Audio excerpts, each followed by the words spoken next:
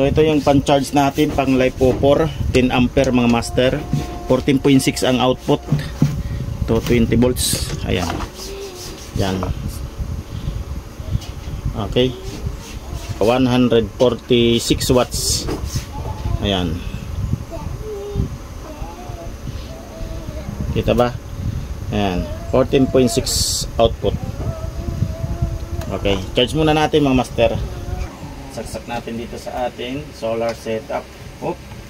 Ayan. May power na siya. So pagka nagcha-charge, kulay red. Pag full charge, kulay green.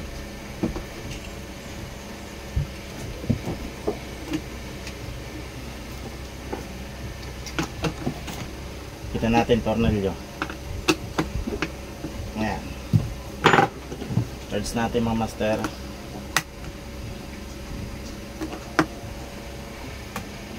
Kulay red siya mga master. Yan pag nagcha-charge. So tapos na tayo. Charge na muna natin. Pagka na full charge, ayan, pa-ship na natin sa may-ari mga master. Ayan. Sa ngayon, ayan, hintayin natin ma-full charge. So yan.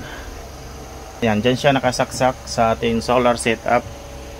Dahil wala naman tayo ditong kuryente galing kay Meralco, malayo tayo sa bayan. Ayan.